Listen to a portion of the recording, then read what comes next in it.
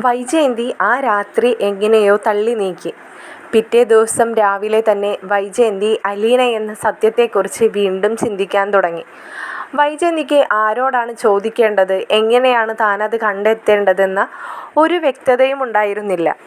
എന്നാൽ ഗംഗേട്ടനും ഭാര്യയും നാട്ടിലേക്ക് തിരിച്ചു വരുന്ന വിവരവും വൈജയന്തിക്ക് അറിയുന്നുണ്ടായിരുന്നില്ലല്ലോ. വൈജയന്തി എങ്ങനെയെങ്കിലും അലീനയെ കണ്ടെത്തണം, അലീന ആരെന്ന് കണ്ടെത്തണമെന്ന ചിന്ത മാത്രമായിരുന്നു മനസ്സിൽ. ഗംഗേട്ടൻ എല്ലാം അറിയാമെന്ന് മനു പറഞ്ഞെങ്കിലും ഗംഗേട്ടൻ ഒന്നും തന്നെ തന്നോട് വ്യക്തമായി പറയാത്തതിൻ്റെ പേരിൽ വൈജയന്തിക്ക് വല്ലാത്ത പരിഭവം തോന്നി. എങ്കിലും വൈജയന്തി സ്വപ്നത്തിൽ പോലും കരുതുന്നില്ല വൈജയന്തിയുടെ മകളായിരിക്കുമോ അതെന്ന്. വൈജയന്തി അങ്ങുമിങ്ങുമെല്ലാം നടന്ന് ഇത് തന്നെ ചിന്തിച്ചുകൊണ്ടിരിക്കുകയാണ്. അതിനിടയിൽ കൃഷ്ണമോള് വന്നിട്ട്, വീട്ടിലെ കാര്യങ്ങളെല്ലാം ഒന്നും ചെയ്യുന്നില്ലേ അമ്മേ, ബ്രേക്ക്ഫാസ്റ്റ് വേണം, കോളേജിൽ പോകേണ്ടതാണ്, സ്കൂളിൽ പോകേണ്ടതാണ്, അച്ഛന് ജോലിക്കൊക്കെ പോകേണ്ടതല്ലേ, അമ്മ എന്താ ഇങ്ങനെ കിച്ചണിലൊന്നും കയറി ബ്രേക്ക്ഫാസ്റ്റ് ഒന്നും ഉണ്ടാക്കാതെ ഇങ്ങനെ നടക്കുന്നതെന്നെല്ലാം കൃഷ്ണമോള് വന്ന് ചോദിക്കുന്നുണ്ട്. കൃഷ്ണമോളോട് വല്ലാതെ ദേഷ്യപ്പെട്ടിട്ടാണ് വൈജയന്തി അവളെ തിരിച്ചയക്കുന്നത്. ഇതേ സമയം ബാലചന്ദ്രൻ പറഞ്ഞിരുന്ന വീട്ടിലെ ജോലി ചെയ്യാനെല്ലാം ഉള്ളൊരു സ്ത്രീ വരുന്നുണ്ട്. അതുകൊണ്ട് തന്നെ അവർ അതത്ര കാര്യമാക്കുന്നില്ല. വൈജയന്തി വരികയോ വരാത്തതോ എന്തെങ്കിലും ആവട്ടെ എന്നാണ് ബാലചന്ദ്രൻ പറയുന്നത്. റൂമിൽ നിന്നും പുറത്തേക്ക് പോലും ഇറങ്ങാത്ത വൈജയന്തി ആ വീട്ടിലൊരു സെർവൻ്റ് വന്ന വിവരം പോലും വൈജയന്തി അറിഞ്ഞിട്ടില്ല. വൈജയന്തി ഒരുപാട് ചിന്തകൾക്കൊടുവിൽ ഗംഗേട്ടൻ പറഞ്ഞ ഒരു വാക്കിൽ സ്റ്റക്കായി നിൽക്കുകയാണ്. ഗംഗേട്ടൻ പറയുന്നുണ്ടായിരുന്നല്ലോ, ബാലചന്ദ്രനെ സഹായിച്ചത് മാമച്ചായനാണ്, മാമച്ചായൻ്റെ കെയർ ഓഫിലാണ് സ്റ്റാൻലിയെ കണ്ടെത്തിയതും ഇവിടെ വരെ കാര്യങ്ങൾ എത്തിച്ചതെന്നെല്ലാം. അങ്ങനെ വൈജയന്തി ആലോചിക്കുകയാണ്, എങ്ങനെയാണ് രേവതിക്കുട്ടിയെ കോണ്ടാക്ട് ചെയ്യാൻ പറ്റുക, അല്ലെങ്കിൽ മാമച്ചായൻ്റെ നമ്പർ ആയാലും എങ്ങനെ കിട്ടുമെന്നെല്ലാം ആലോചിക്കുമ്പോൾ ഒരിക്കൽ അമ്മയുടെ ഫോണിലേക്ക് രേവതിക്കുട്ടി വിളിച്ച വിവരം ആലോചിക്കുകയാണ് വൈജയന്തി. പെട്ടെന്ന് തന്നെ അമ്മയുടെ റൂമിലേക്ക് ചെല്ലുന്നുണ്ട്. അമ്മയുടെ റൂമിലേക്ക് ചെല്ലുമ്പോൾ അമ്മയും വിഷമിച്ച് തന്നെ ഇങ്ങനെ കിടക്കുകയാണ് കേട്ടോ. ഉറക്കമുണർന്ന് ഇങ്ങനെ അലീനെ ഇപ്പോൾ ഉണ്ടായിരുന്നെങ്കിൽ തൻ്റെ കാര്യങ്ങളെല്ലാം വന്ന് ചെയ്ത് തന്നേനെ, താനിങ്ങനെ വല്ലാതെ ചടഞ്ഞ് ഇരിക്കേണ്ട അവസ്ഥ ഒന്നും ഉണ്ടാവില്ലായിരുന്നു എന്നെല്ലാം ആലോചിച്ച് കിടക്കുമ്പോഴായിരുന്നു വൈജയന്തിയുടെ കടന്നുവരവ്. വൈജയന്തി അമ്മയോട് ചോദിക്കുന്നുണ്ട്, അമ്മയുടെ ഫോൺ എന്തേയി എന്ന് ചോദിക്കുമ്പോൾ മുത്തശ്ശി പറയുന്നുണ്ട്, നിനക്കെന്തിനാ ഇപ്പോൾ അതിരാവിലെ തന്നെ എൻ്റെ ഫോൺ, അല്ലെങ്കിൽ തന്നെ ഇപ്പോൾ എൻ്റെ ഫോൺ നീ അങ്ങനെ എടുക്കാറും നോക്കാറൊന്നും ഇല്ലല്ലോ. അമ്മയോട് ചോദിച്ചതിന് മാത്രം മറുപടി പറ. എനിക്കിപ്പോൾ ഒന്നാമത്തെ കൂടുതൽ സംസാരിക്കാനൊന്നും താല്പര്യമില്ല. നിനക്കെന്തിപ്പോൾ താല്പര്യക്കുറവ്? നീ വിചാരിച്ച കാര്യങ്ങളൊക്കെ നടന്നില്ലേ? നീ ആ പെൺകുട്ടി ഇവിടെ നിന്ന് പറഞ്ഞയച്ചല്ലോ, ഇനിയിപ്പോൾ എന്താ നിനക്ക് കൂടുതൽ ടെൻഷൻ എന്നെല്ലാം മുത്തശ്ശി ചോദിച്ച് വൈജയോട് ഒരു ചൂടായി സംസാരിക്കുന്നുണ്ട്. അപ്പോൾ വൈജയന്തി പറയുന്നുണ്ട്, എന്നാൽ പിന്നെ ഒരു കാര്യം ചെയ്, അവളുടെ ഒപ്പം അമ്മയ്ക്കും കൂടി അങ്ങോട്ട് പോവായിരുന്നില്ലേ, അപ്പോൾ പിന്നെ കാര്യങ്ങളെല്ലാം എളുപ്പമായല്ലോ. പിന്നെ അവൾ ഇവിടെ നിന്ന് കഷ്ടപ്പെടാൻ വേണ്ട, അവളില്ലാത്ത വിഷമത്തിൽ അമ്മയ്ക്കും നിൽക്കണ്ട എന്നെല്ലാം വൈജയന്തിയും ദേഷ്യത്തോടു കൂടി തന്നെ പറഞ്ഞിട്ട് മുത്തശ്ശിയുടെ ഫോൺ എടുത്ത് പുറത്തേക്ക് പോവുകയാണ്. വൈജയന്തി ഒരുപാട് കോൾ ലിസ്റ്റൊക്കെ നോക്കുന്നുണ്ട്. അപ്പോൾ രേവതിക്കുട്ടി എന്ന് പറഞ്ഞൊരു നമ്പറൊന്നും അതിൽ സേവ് ചെയ്തിട്ടില്ല. അങ്ങനെ വൈജയന്തി ട്രൂ കോളർ എടുത്ത് സെർച്ച് ചെയ്യുമ്പോഴാണ് രേവതിക്കുട്ടിയുടെ നമ്പർ കിട്ടുന്നത്. വൈജയന്തി ആ നമ്പർ തൻ്റെ ഫോണിലേക്ക് സേവ് ചെയ്ത ശേഷം മുത്തശ്ശിയുടെ ഫോണുമായി മുറിയിലേക്ക് തന്നെ തിരിച്ച് ചെല്ലുകയാണ്. അപ്പോൾ വീണ്ടും മുത്തശ്ശി വൈജയന്തിയോട് ചോദിക്കുന്നുണ്ട്, നിനക്ക് എന്തിനായിരുന്നു വൈജയ് എൻ്റെ ഫോൺ?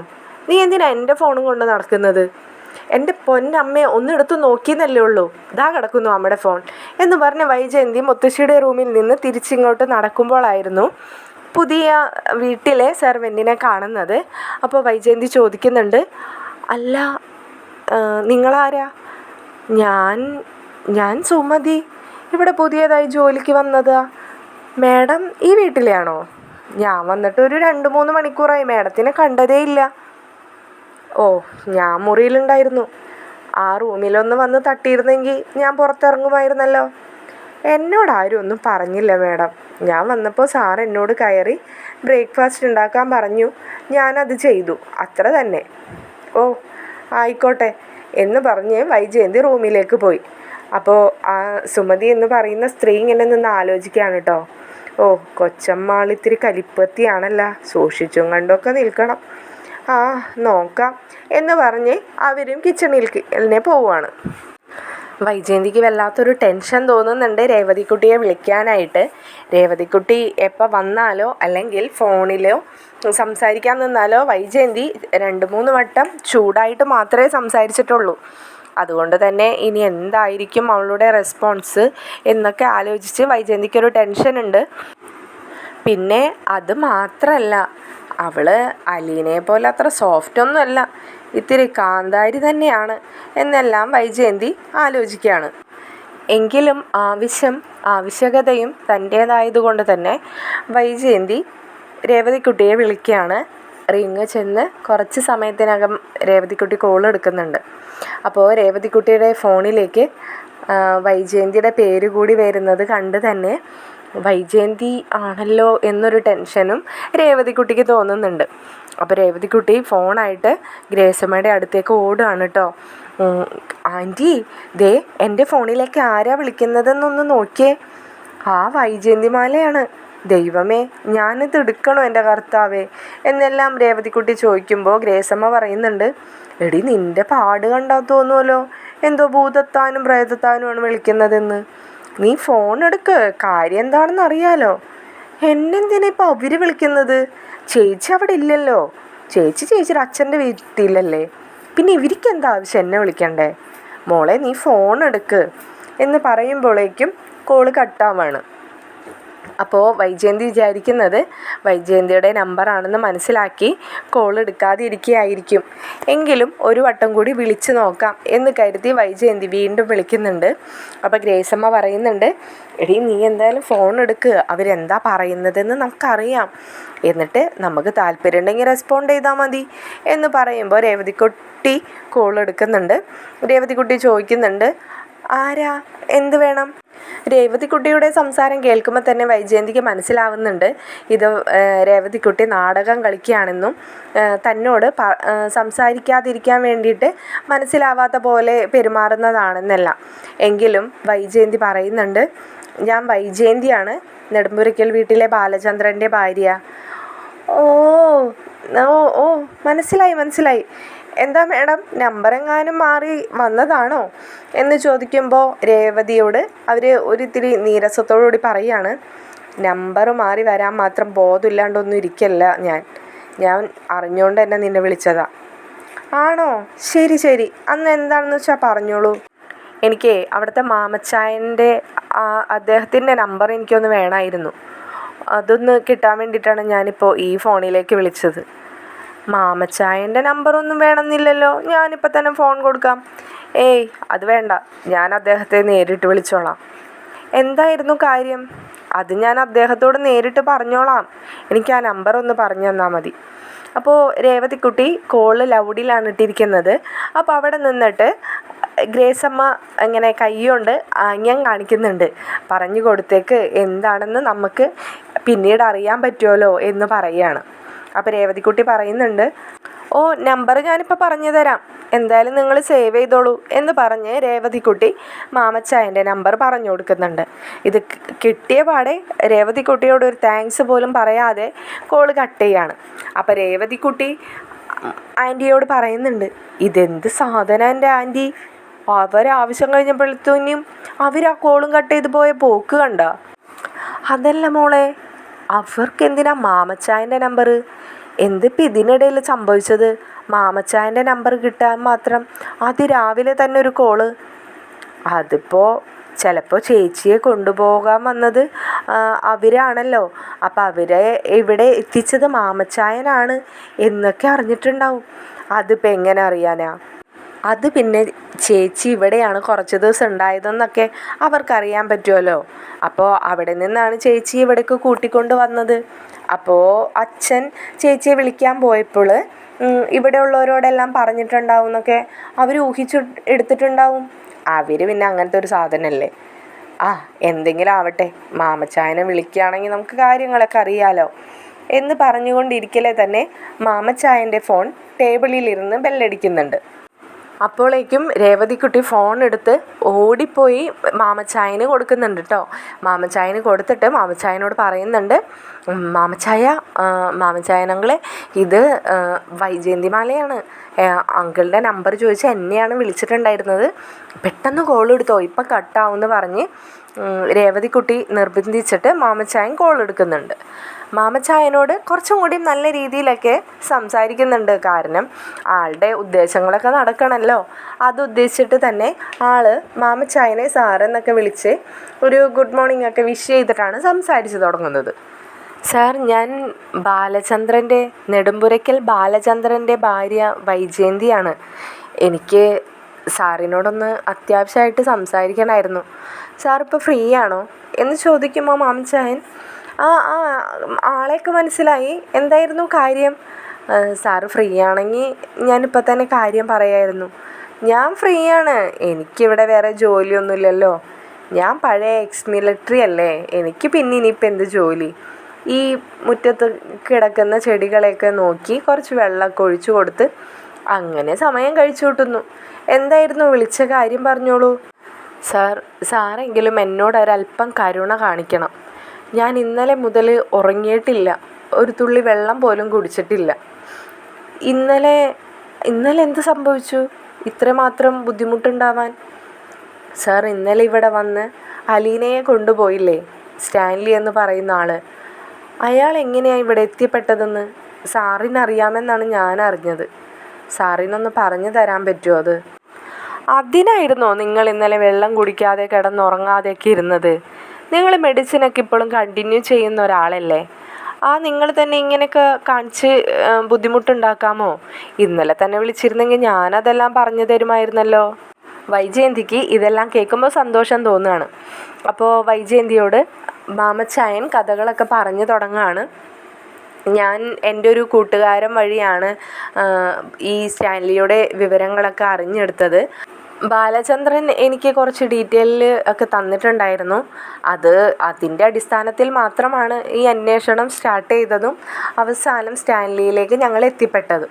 പിന്നെ ഞങ്ങളെത്തിയ സ്റ്റാൻലി തന്നെയാണോ എന്ന് കൺഫേം ചെയ്യാനായിട്ടാണ് ഞങ്ങൾ നിങ്ങളുടെ മൂത്ത സഹോദരനില്ലേ ഗംഗാധരൻ, അദ്ദേഹത്തിന് ഫോട്ടോ ഒന്ന് അയച്ചു തരുമോ എന്നൊക്കെ ചോദിച്ചിട്ട് അദ്ദേഹം ഫോട്ടോ അയച്ചു തന്നതിൻ്റെ അടിസ്ഥാനത്തിൽ ഞങ്ങൾ ഉദ്ദേശിച്ച ആൾ തന്നെയാണ് അലീനയെ ഇപ്പോൾ കൂട്ടിക്കൊണ്ടു പോയ സ്റ്റാൻലി എന്ന് ഞങ്ങൾക്ക് മനസ്സിലാക്കാൻ കഴിഞ്ഞത്. അപ്പോൾ മാമച്ചായൻ പറഞ്ഞ ആ ഒരു വേടിയിൽ സ്തംഭിച്ച് നിൽക്കുകയാണ് കേട്ടോ വൈജയന്തി. അല്ല സാറിപ്പോൾ ആര് തന്ന ക്ലൂ വെച്ചിട്ടാണ് അന്വേഷിച്ച് പോയതെന്നാണ് പറഞ്ഞത്? അത് നിങ്ങൾക്ക് മനസ്സിലായില്ലേ? നിങ്ങളുടെ ഭർത്താവ് ബാലചന്ദ്രൻ, അദ്ദേഹമാണ് ഇയാളുടെ പഴയ അഡ്രസ്സൊക്കെ തന്നത്.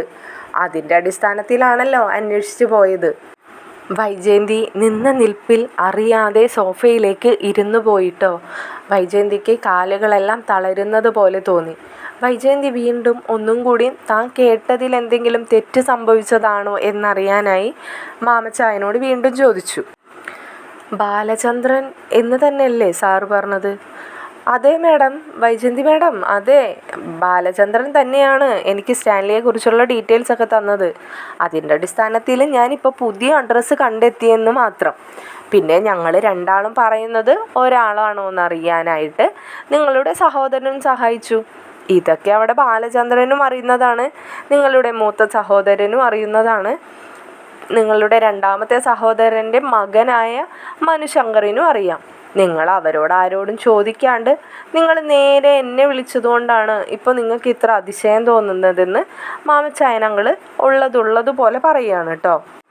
വൈജയന്തിയുടെ അനക്കൊന്നും കേൾക്കാണ്ടായപ്പോൾ മാമച്ചായൻ വീണ്ടും ചോദിക്കുന്നുണ്ട്, മാഡം ഇല്ലേ, കട്ടായോ കോള്? ഹലോ,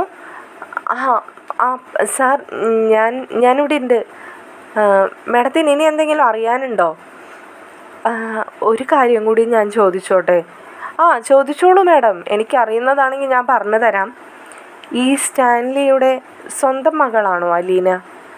അതെ മാഡം, അതേന്നാണല്ലോ നമ്മൾക്ക് അറിയാൻ കഴിഞ്ഞത്. അതുകൊണ്ടാണല്ലോ സ്റ്റാൻലിയോട് പോയി കാര്യങ്ങളെല്ലാം പറഞ്ഞപ്പോൾ അദ്ദേഹം വന്ന് അവളെ കൂട്ടിക്കൊണ്ടു പോയത്. അതിലിപ്പോൾ എന്താ സംശയം? അവളിനി മറ്റൊരാൾക്കും വളർത്താനോ നോക്കാനോ ഒന്നും ഏൽപ്പിക്കില്ല എന്ന് നിങ്ങളുടെ ഭർത്താവിന് അത്ര നിർബന്ധമായിരുന്നു. അതുകൊണ്ട് തന്നെയാണ് ഇങ്ങനെയൊക്കെ സംഭവിച്ചതും ആ കുട്ടി ഇപ്പോൾ നല്ലൊരു ലൈഫിൽ എത്തിപ്പെട്ടതും.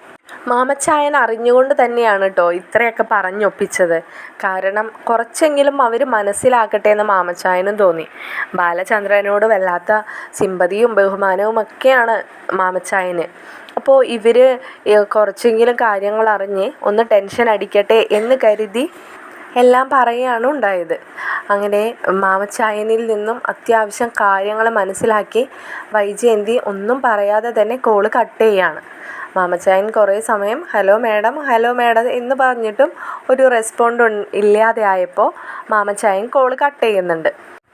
മാമച്ചായൻ രേവതിക്കുട്ടിയോടും ഗ്രേസമ്മയോടും ചെന്നിട്ട് വൈജയന്തി വിളിച്ചതും സംസാരിച്ചതുമായ കാര്യങ്ങളും താൻ ഒരുവിധം കാര്യങ്ങളൊക്കെ വൈജയന്തിയോട് പറഞ്ഞുവെന്നും പറയുന്നുണ്ട്. അപ്പോൾ രേവതിക്കുട്ടി ചോദിക്കുന്നുണ്ട്, അയ്യോ അങ്കിളെ, ഇനി അത് വല്ല പ്രശ്നമാവോ?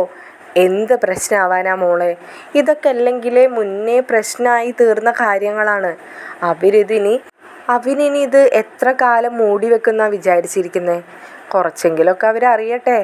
പാവം ആ ബാലചന്ദ്രൻ തന്നെ എല്ലാ രഹസ്യങ്ങളും ഇങ്ങനെ മൂടി വെച്ച് കൊണ്ട് നടന്ന് അദ്ദേഹത്തിന് എന്തെങ്കിലും ഒരു സമാധാനം ഉണ്ടോ? ഇപ്പോൾ അദ്ദേഹം ഇനി എന്നാണാവോ അടുത്ത അറ്റാക്കായിട്ട് ഹോസ്പിറ്റലൊക്കെ ആവാൻ പോകുന്നതെന്ന് മാമച്ചായൻ പറയുമ്പോൾ ഗ്രേസമ്മയും പറയുന്നുണ്ട്, അത് ശരിയാ, ഇവരെന്തെങ്കിലും ചെയ്യും, ആത്മഹത്യ ചെയ്യുമെന്ന് പറഞ്ഞിട്ട് എല്ലാവരും കൂടി ഇത് മൂടി വെച്ച് ഇപ്പം എന്തായി കാര്യങ്ങൾ? എവിടം വരെ എത്തിയിപ്പോൾ കാര്യങ്ങൾ? അവർ കുറച്ചൊക്കെ അറിഞ്ഞിരിക്കട്ടെ. അവരെന്നിട്ടേ കുറച്ച് കുറ്റബോധം അവർക്ക് തോന്നട്ടെ. സ്വന്തം മകളെയാണ് കൊല്ലാൻ ശ്രമിച്ചതെന്നും സ്വന്തം മകളെയാണ് മകൻ പീഡിപ്പിക്കാൻ ശ്രമിച്ചപ്പോൾ ആ മകന് സപ്പോർട്ട് ചെയ്തതും മിണ്ടാതെ ഇരുന്നതും എന്നൊക്കെ അവർ മനസ്സിലാക്കട്ടെ. ഒരമ്മ എന്ന നിലയിൽ എല്ലാ അർത്ഥത്തിലും അവരൊരു തോൽവിയാണെന്ന് മനസ്സിലാക്കുമ്പോൾ നീറി താനെ ഇല്ലാണ്ടായിക്കോളും. അതാ ഇങ്ങനെയുള്ളവർക്ക് വേണ്ടത് എന്നെല്ലാം ഗ്രേസമ്മ പറയുകയാണ്. എന്നാൽ മറ്റൊരിടത്ത് വൈജയന്തിക്ക് ഒരു സമാധാനവും ഇല്ല കേട്ടോ. ബാലചന്ദ്രൻ പറഞ്ഞിട്ടാണ് മാമച്ചായൻ സ്റ്റാൻലിയെ തപ്പിയിറങ്ങിയതെന്നും സ്റ്റാൻലിയുടെ പഴയ അഡ്രസ്സ് കൊടുത്തത് ബാലചന്ദ്രൻ തന്നെയാണെന്നൊക്കെ അറിഞ്ഞ വൈജയന്തി ഒന്നുകൂടി ടെൻഷൻ കൂടുകയാണ് ചെയ്തത്. മാമച്ചായനെ വിളിച്ചപ്പോൾ എന്തെങ്കിലും സത്യങ്ങൾ അറിഞ്ഞ് ടെൻഷനൊക്കെ ഒന്ന് റിലാക്സ് ആവും എന്ന് പ്രതീക്ഷിച്ച ആൾ നേരെ ഓപ്പോസിറ്റാണ് സംഭവിച്ചത്. വൈജയന്തിക്ക് ഇനി ആരോടാണ് ചോദിക്കേണ്ടതെന്ന് ഒരെത്തും പിടിയും കിട്ടുന്നില്ല. ഡോറ് തുറന്ന് റൂമിന് പുറത്തേക്ക് ഇറങ്ങിയപ്പോൾ കാണുന്നത് ബാലചന്ദ്രനും കൃഷ്ണമോളും ബബിതയും കൂടി ബ്രേക്ക്ഫാസ്റ്റ് കഴിക്കുന്നതാണ് കേട്ടോ. കൂടെ മുത്തശ്ശിയുമുണ്ട്. തന്നെ ആരും വിളിക്കുക പോലും ചെയ്തില്ല. അതിലൊന്നും പരാതിയൊന്നുമില്ല. പക്ഷേ ബാലചന്ദ്രനെ കണ്ടപാടെ വൈജയന്തിക്ക് ആകെപ്പാടെ ശരീരമൊക്കെ തളരുന്നത് പോലെ തോന്നി. വൈജയന്തി ഒരു സ്റ്റെപ്പ് വെച്ചപ്പോഴേക്കും വൈജയന്തി വീഴാൻ പോകുന്നത് പോലെ കണ്ട് കൃഷ്ണമോള് ഓടി വരുന്നുണ്ട്. ഒപ്പം തന്നെ ബബിതയും വരുന്നുണ്ട്. അമ്മയോട് എത്ര വട്ടം പറഞ്ഞതാ, ഇന്നലെ ആ മെഡിസിൻ കഴിക്കാനുള്ളതാണ്, ഇങ്ങനെ ഫുഡൊന്നും കഴിക്കാതെ നടക്കല്ലേ ഒരുത്തിയിൽ, ഇങ്ങനെ ഓരോ ടെൻഷൻ അടിച്ച് ആലോചിച്ച് ഇങ്ങനെ നടന്ന് എന്തിനാ അമ്മ ഇങ്ങനെയൊക്കെ കാട്ടിക്കൂട്ടുന്നത് എന്നെല്ലാം കൃഷ്ണമോളും ബബിതയും ചോദിക്കുന്നുണ്ട്.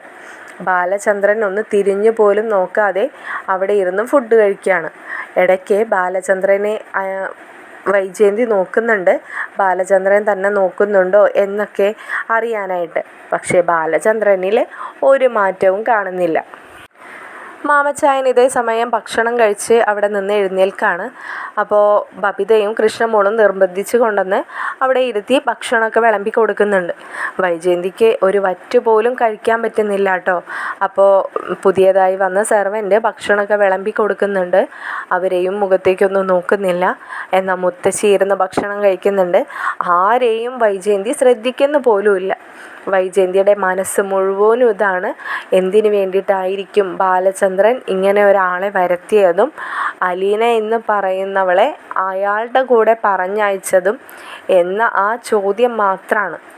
പെട്ടെന്ന് വൈജയന്തിയുടെ മനസ്സിലേക്ക് കൃഷ്ണമോളുടെ മുഖം ഇങ്ങനെ കാണുമ്പോൾ അത് ഓർമ്മ വരികയാണ്.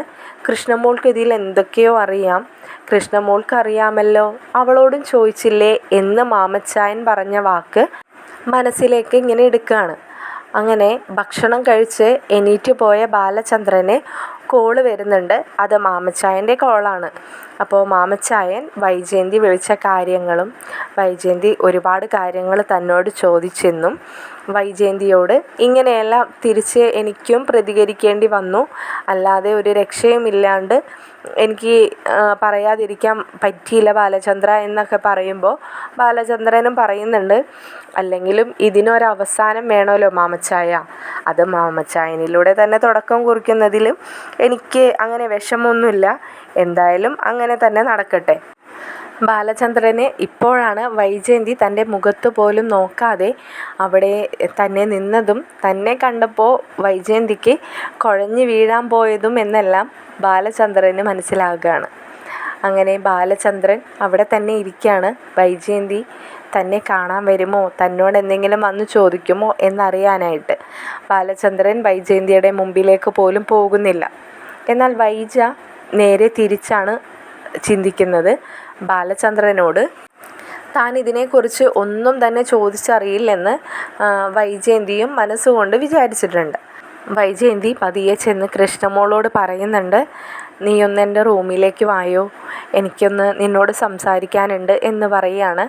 അപ്പോൾ അമ്മയിൽ ഇത്രയും നാൾ കാണാത്ത ഒരു സമാധാനത്തോടു കൂടി തന്നോട് ഇത്ര വളരെ സോഫ്റ്റായിട്ട് ഈ അടുത്തൊന്നും അമ്മ സംസാരിച്ചിട്ടില്ലല്ലോ എന്ന അതിശയത്തോടു കൂടി വൈജയെ ഇങ്ങനെ കൃഷ്ണമോൾ നോക്കുകയാണ്.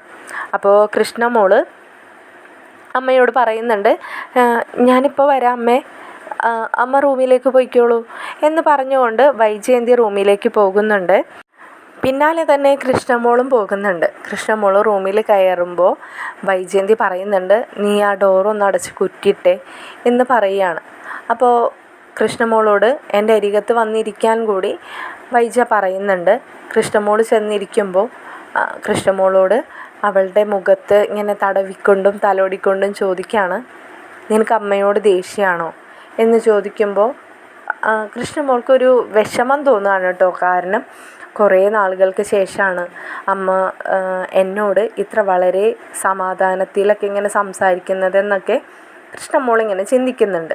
അപ്പോൾ കൃഷ്ണമോൾ അമ്മയോട് പറയുകയാണ്, ഒരു മക്കൾക്കും അമ്മമാരെ അങ്ങനെ വെറുക്കാനൊന്നും കഴിയില്ല അമ്മേ, അമ്മയല്ലേ ഞങ്ങളിൽ നിന്നൊക്കെ അകന്ന് നിൽക്കുന്നത് എന്നൊക്കെ പറഞ്ഞ് കൃഷ്ണമോൾ കരയുമ്പോൾ വൈജയന്തിക്കും വല്ലാത്ത വിഷമം തോന്നുകയാണ്. അപ്പോൾ വൈജയന്തി കൃഷ്ണമോളെ സമാധാനിപ്പിക്കുകയാണ്. അപ്പോൾ കൃഷ്ണമോളോട് ചോദിക്കുന്നുണ്ട്, അമ്മയോട് വെറുപ്പും ദേഷ്യവും ഒന്നുമില്ലെങ്കിൽ ഞാനൊരു കാര്യം ചോദിച്ചാൽ നീ എന്നോട് സത്യം പറയുമോ എന്ന് ചോദിക്കുമ്പോൾ കൃഷ്ണമോൾ കണ്ണെല്ലാം തുടച്ചിട്ട് അമ്മയോട് ചോദിക്കുന്നുണ്ട്, അമ്മയ്ക്കറിയാത്ത എന്ത് സത്യ എനിക്കറിയുന്നത്? അമ്മ എന്തായാലും ചോദിച്ചോ, എനിക്കറിയുന്നതാണെങ്കിൽ ഞാൻ പറഞ്ഞു തരാം. കൃഷ്ണേ, നിനക്കറിയാലോ, ആ അലീന ഈ വീട്ടിൽ വന്ന് കയറി നാൾ മുതൽ എനിക്കവളെ താല്പര്യമില്ല, എനിക്കവളെ ഇഷ്ടമല്ല. പക്ഷേ അവൾ ഇവിടെ നിന്നും ഈ വീട്ടിൽ നിന്നും അവൾ പോകണമെന്ന് ഒരുപാട് ഞാൻ ആഗ്രഹിച്ചിട്ടുണ്ട്. എന്നാൽ ഇപ്പോൾ അവൾ പോയപ്പോൾ തുടങ്ങി എനിക്ക് ആകെ ഒരു സമാധാനക്കേടായി. കാരണം അവൾ പോയതിലല്ല. പിന്നെ എന്താണ് അമ്മയ്ക്ക് ടെൻഷൻ? അവൾ പോകണം തന്നെയല്ലേ അമ്മ ഒരുപാട് ആഗ്രഹിച്ചിരുന്നത്. ഇപ്പോൾ പോയി കിട്ടില്ലേ, ഇനി നമുക്ക് സന്തോഷിക്കാമല്ലോ. പറഞ്ഞില്ലേ കൃഷ്ണമോളെ, അവൾ പോയതിലല്ല എനിക്ക് വിഷമം, പക്ഷേ അവളെ കൊണ്ടുപോകാൻ വന്നവരിലാണ്. അത് നിനക്ക് പറഞ്ഞാൽ മനസ്സിലാവില്ല. എന്നാലും നിനക്കറിയുന്നത് എന്നോട് പറ, അതാരാണ് ശരിക്കും? അവളുടെ ആരായിരുന്നു അത്? അമ്മ ഇപ്പം പറഞ്ഞില്ലേ എനിക്കൊന്നും അറിയില്ല, എനിക്കൊന്നും പറഞ്ഞാൽ മനസ്സിലാവില്ല എന്ന്. അമ്മയേക്കാൾ നന്നായിട്ട് എനിക്ക് മനസ്സിലാക്കാൻ കഴിയുമെന്ന് തന്നെയാണ് ഞാൻ വിചാരിക്കുന്നത്. അതുകൊണ്ടാണല്ലോ ഇപ്പോഴും അമ്മയുടെ നേരെ എനിക്കിങ്ങനെ സംസാരിക്കാൻ തന്നെ തോന്നുന്നത്. അവൾ ഒരുപാട് പക്വതയോടുകൂടി സംസാരിക്കുന്നത് കേട്ടിട്ട് വൈജയന്തിക്ക് തന്നെ അതിശയം തോന്നുകയാണ്. അപ്പോൾ വൈജയന്തി കൃഷ്ണമോളോട് ചോദിക്കുന്നുണ്ട്, നിനക്ക് എന്തൊക്കെയോ അറിയാലോ, നീ എന്താ ഇപ്പോൾ ഈ പറയുന്നതിൻ്റെയൊക്കെ അർത്ഥം? എനിക്കൊന്നും അറിയില്ല അമ്മേ. അച്ഛൻ എന്നോട് പറഞ്ഞു അത് ചേച്ചിയുടെ അച്ഛനാണെന്നും ആ അച്ഛൻ്റെ മറ്റൊരു ഭാര്യയാണതെന്നും ചേച്ചിയുടെ അമ്മ അതെല്ലാമെന്നാണ് പറഞ്ഞത്. ഇതിൽ കൂടുതലൊന്നും എനിക്കറിയില്ല. അച്ഛനറിയാം, അതെനിക്കറിയാം. പക്ഷേ അച്ഛൻ അതിൽ കൂടുതലൊന്നും എന്നോട് പറയാത്ത സ്ഥിതിക്ക് ഞാനെങ്ങനെയാണ് അമ്മനോട് പറയുന്നത്? അമ്മേ, എനിക്ക് കോളേജിൽ പോകാൻ സമയമായി, ഞാൻ പോട്ടെ എന്ന് പറഞ്ഞ് കൃഷ്ണമോൾ വൈജയുടെ റൂമിൽ നിന്ന് ഇറങ്ങുകയാണ്. വൈജയുടെ റൂമിൽ നിന്ന് കൃഷ്ണമോൾ ഇറങ്ങുന്ന സമയത്താണ് പുറത്ത് ഗേറ്റ് കടന്ന് ഒരു കാറ് വരുന്നത് വൈജയന്തി ശ്രദ്ധിക്കുന്നത്. വൈജയന്തി ചെന്ന് നോക്കുമ്പോൾ അത് ഗംഗേട്ടനും ഭാര്യയാണ് കേട്ടോ. അവരെ കാണുമ്പോൾ തന്നെ വൈജയന്തിക്ക് സങ്കടവും ദേഷ്യവും എല്ലാം തോന്നുകയാണ്. കാരണം ഗംഗേട്ടൻ ഇന്നലെ വിളിച്ചപ്പോൾ വൈജയോട് ഒരു ശരിയായ രീതിയിലൊന്നും മറുപടി പറയാത്തതിൻ്റെ ദേഷ്യവും ഒരു നിരാശയും എല്ലാം ഉണ്ട്. അപ്പോൾ എങ്കിലും ചെന്ന് വൈജ അവരെ സ്വീകരിക്കുന്നുണ്ട്. അപ്പോൾ വൈജയോട് വളരെ സ്നേഹത്തോടു കൂടി തന്നെ ഗംഗേട്ടനും ഭാര്യയും സംസാരിക്കുന്നുണ്ട്. അപ്പോൾ വൈജയോട് ഗംഗേട്ടൻ ചോദിക്കുന്നുണ്ട്, നീ എന്താടി ഈ വാടിക്കുരഞ്ഞിരിക്കുന്നത്, നിനക്ക് എന്തു പറ്റി, വയ്യേ എന്നൊക്കെ ചോദിക്കുമ്പോൾ എനിക്കെന്ത് വയ്യായ, നിങ്ങൾക്കൊക്കെ അല്ലേ എന്നെ കാണുമ്പോൾ ഉള്ള ബുദ്ധിമുട്ടുകൾ, എനിക്കാരോടും ഒരു ബുദ്ധിമുട്ടൊന്നുമില്ല, എനിക്കൊരു വയ്യായവും ഇല്ല. നീ എന്താടി വൈജേ ഞങ്ങൾ വന്നത് ഒരു താല്പര്യമില്ലാത്ത പോലെ സംസാരിക്കുന്നത്, ഞങ്ങൾ വന്നത് ഇഷ്ടപ്പെട്ടില്ലേ നിനക്ക്? അങ്ങനെയൊന്നുമില്ല, നിങ്ങൾ വാ കയറിയിരിക്കെ, ബ്രേക്ക്ഫാസ്റ്റ് എടുക്കട്ടെ. ആ എടുത്തോ, ഞങ്ങളൊന്നും കഴിച്ചിട്ടൊന്നുമില്ല. അപ്പോൾ ബാലചന്ദ്രൻ വന്ന് ഗംഗേട്ടനോട് സംസാരിക്കുന്നുണ്ട്. അല്ല ഗംഗേട്ട, എന്താ പെട്ടെന്ന് തന്നെ ഇങ്ങോട്ട് പോരാൻ കാരണം? ഏയ് ഒന്നുമില്ല, നമുക്ക് വിശദമായിട്ട് പിന്നെ സംസാരിക്കാം. ഞങ്ങൾ എന്തെങ്കിലും ഒന്ന് കഴിച്ച് ഒന്ന് നടുനിവർത്തി ഒന്ന് കിടക്കട്ടെ, എന്നിട്ട് നമുക്കിരുന്ന് സംസാരിക്കാം. അവർ നേരെ മുത്തശ്ശിയുടെ അടുത്തേക്കാണ് കേട്ടോ പോണത്. മുത്തശ്ശിയെ കണ്ട് സംസാരിക്കുന്നുണ്ട്. അപ്പോൾ മുത്തശ്ശി ചോദിക്കുന്നുണ്ട്, എടാ മോനെ, എത്ര നാളായിടാ നിന്നെ ഒന്ന് കാണണമെന്ന് ഞാൻ ആഗ്രഹിക്കുന്നു, എന്താടാ പെട്ടെന്ന് ഇങ്ങനെ പോരാൻ കാരണം?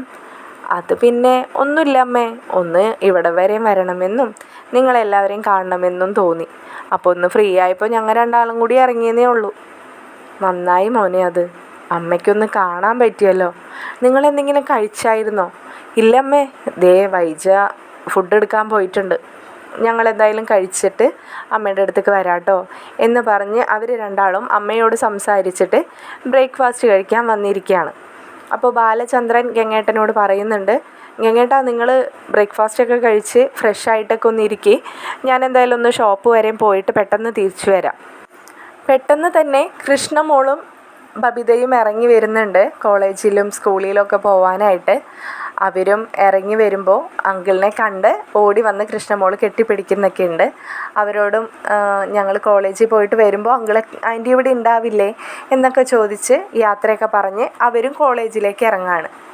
വീട്ടിലാരുമില്ല, തനിക്ക് സംസാരിക്കാൻ പറ്റിയ സിറ്റുവേഷൻ ആണെന്ന് മനസ്സിലാക്കി വൈജ ഭക്ഷണം വിളമ്പുന്നതിനിടയ്ക്ക് തന്നെ വളരെ താഴ്മയോടും റിക്വസ്റ്റുമായിട്ട് ഗംഗേട്ടനോട് ചോദിക്കുകയാണ്, ഗംഗേട്ട, ഇന്നലെ ഇവിടെ നടന്ന നാടകത്തിൻ്റെ അർത്ഥം എന്താണ്? എന്നോട് നിങ്ങൾക്ക് ഇനിയെങ്കിലും അതൊക്കെ ഒന്ന് തുറന്ന് പറഞ്ഞൂടെ? നിങ്ങളെല്ലാവരും എന്തിനാണ് എൻ്റെ മുമ്പിൽ ഇങ്ങനെ നാടകം കളിക്കുന്നത്? വൈജയെ, നീ ഒന്ന് സമാധാനപ്പെട്. നീ വിചാരിക്കുന്നത് പോലെ എല്ലാ കാര്യങ്ങളൊന്നും. ഇനിയും നീ അതൊന്നും അറിയാതിരുന്നിട്ടും അതിലൊന്നും ഇനി അർത്ഥമുണ്ടെന്ന് തോന്നുന്നില്ല. നീ എന്തായാലും ഞങ്ങൾ ഈ ഭക്ഷണം കഴിക്കുന്ന ആ ഒരു സമയമെങ്കിലും ഞങ്ങൾക്ക് തരണം. ഗംഗേട്ടൻ്റെ ആ മറുപടി കൂടി കേട്ടപ്പോൾ വൈജയന്തിക്ക് കാര്യങ്ങളുടെ കിടപ്പൊന്നും അത്ര ശരിയല്ലെന്ന് മനസ്സിലായി. ഇതിൻ്റെ മറ്റൊരു വീഡിയോ ഉടൻ തന്നെ ഈ ചാനലിൽ അപ്ലോഡ് ചെയ്യുന്നതായിരിക്കും. നിങ്ങൾക്ക് ഈ ചാനൽ ഇഷ്ടപ്പെട്ടാൽ സബ്സ്ക്രൈബ് ചെയ്യാനും അഭിപ്രായങ്ങൾ കമൻറ്റിൽ അറിയിക്കാനും മറക്കരുതേ.